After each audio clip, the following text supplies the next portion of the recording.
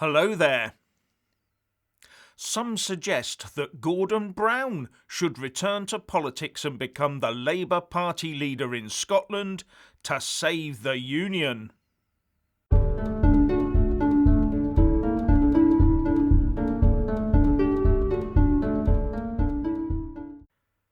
Firstly, please subscribe and like this video to give my channel a boost. And I'm always uploading new content, so please do check back daily. And a big thanks to my Patreon and PayPal supporters.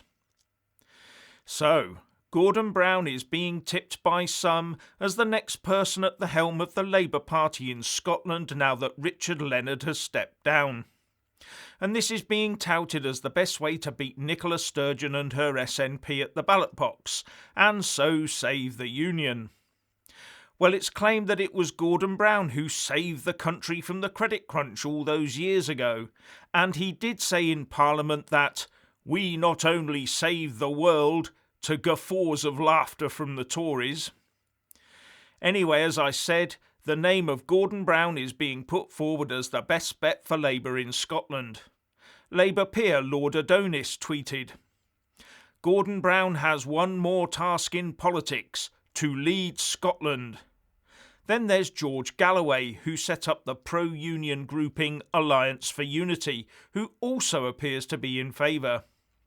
And writing in capex.co, John Lloyd says that Brown would return the spine to a party which has hardly shown the energy required from an opposition, and in doing so rejuvenate Scottish democracy, which has lacked the force to hold to account a party far more concerned with leaving the UK than properly governing Scotland.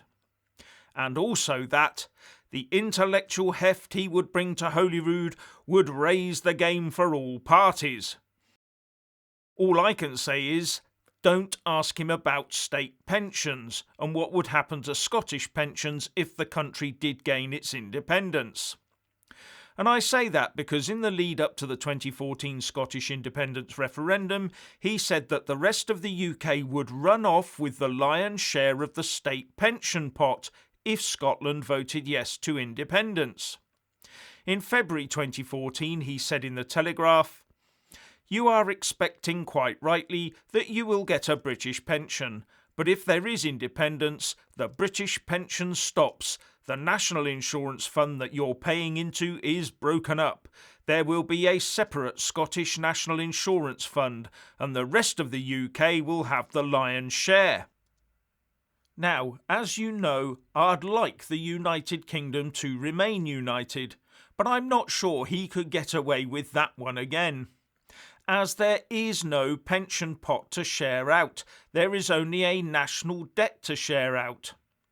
Yesterday's taxpayers paid yesterday's pensioners on the basis that when they became today's pensioners, today's taxpayers would pay for them. And today's taxpayers pay today's pensioners on that same guarantee for their future. It's an ongoing process. There is no pension pot. So simply put, the Scots taxpayers could pay the Scots pensioners, and the rest of the UK taxpayers could pay the rest of the UK's pensioners. Sounds simple, but there are probably many administrative hoops to jump through, especially where those that worked for part or all their lives in one country but retired in the other are concerned. There is also the issue that one supposes a more extensive setup pools the risks a bit wider, and that might make a full UK-wide scheme safer and more cost-efficient.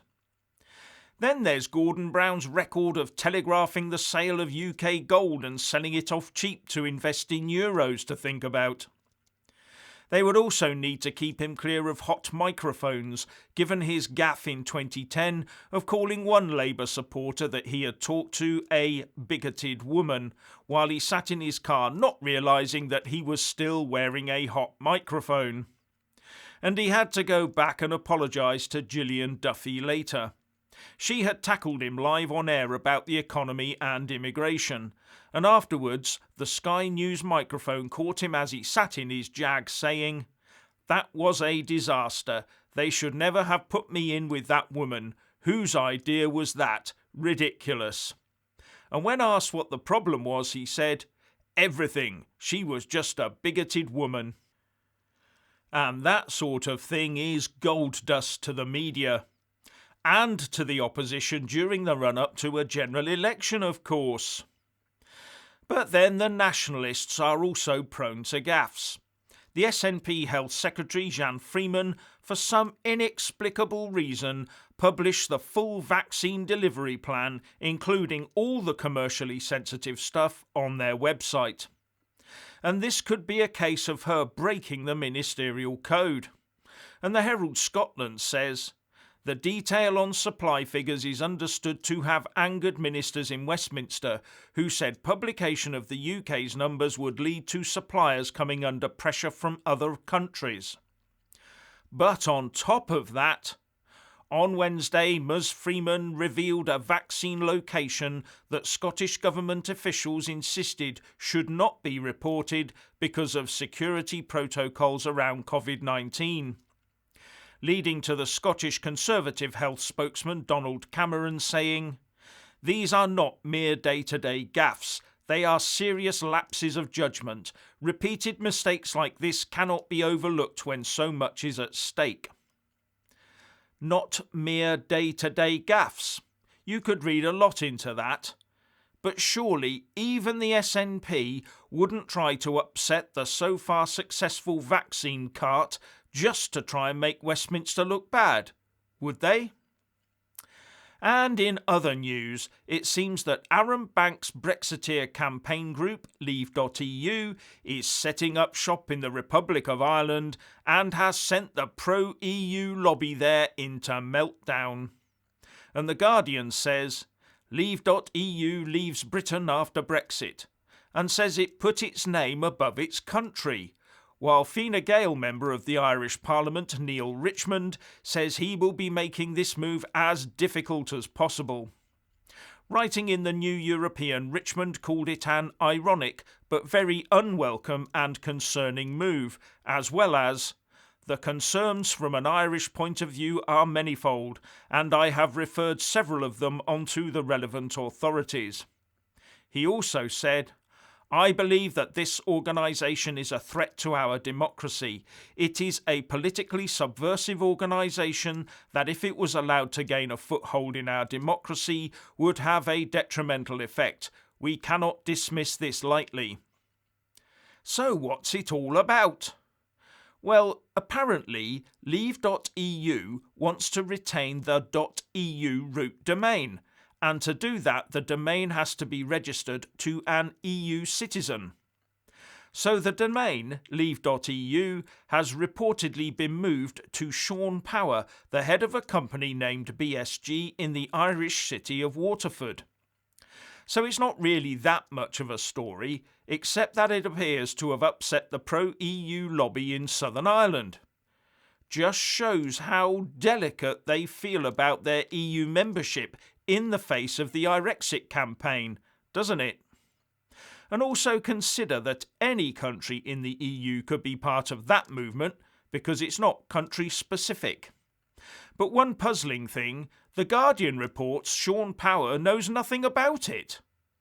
But it doesn't matter because Leave.eu is not on the web at present. It's gone dark. The server cannot be found, so the registration doesn't seem to have worked yet.